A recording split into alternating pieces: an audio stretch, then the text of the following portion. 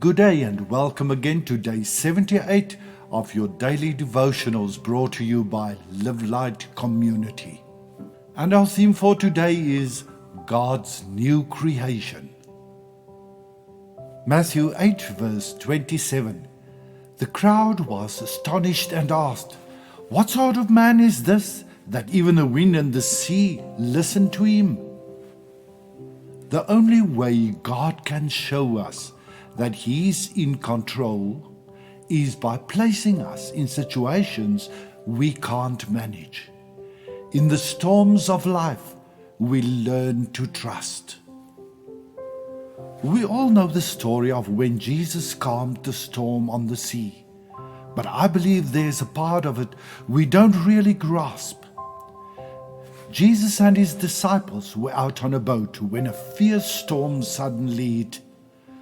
The disciples were struggling to stay afloat, fighting for their lives, while Jesus was peacefully asleep in the back of the boat. In their panic, they woke Him up asking, "Do you not care that we are going to drown?" They thought He should help them bail out the water. But then Jesus got up and spoke to the storm, and just like that, it became calm. Do you remember how the disciples reacted? They asked, "What kind of man is this that even the wind and the sea obey Him?" Matthew 8 verse 27. In our lives, we often find ourselves in stormy situations, and our first instinct is to try to handle everything on our own. Then, when we realize we're not going to make it, we start to question Jesus, almost with a hint of blame, saying, "Don't you care that we are going to drown?" We expect Him to step in and help, to also grab a bucket and start scooping the water out of the boat. But Jesus does things differently. He was fully aware of who He was, where He came from, and where He was headed, and nothing in His life on earth was beyond His reach. When He calmed the storm, He revealed a larger perspective to the disciples. They were terrified, thinking they were going to die. In a gentle way, Jesus was showing them that He is even greater than death. He knows exactly where He's going and understands that nothing in this life can compare to the glory that awaits us beyond death. He's totally in control and bigger than anything that could happen to us here on earth. That's why you and I don't have to be afraid even of the toughest storms, because we begin to understand what Paul means when he says that for us, dying turns into a gain.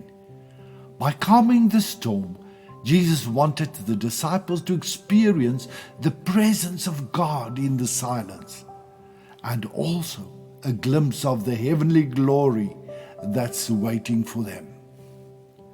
In this life, we all find ourselves caught in some pretty wild and fierce storms from time to time. Jesus wants us to remember that He's right here with us and within us. We shouldn't expect Him to just magically calm the storms at a moment's notice. Instead, we need to let our anxious hearts rest in the boat with Him and trust that He's in charge.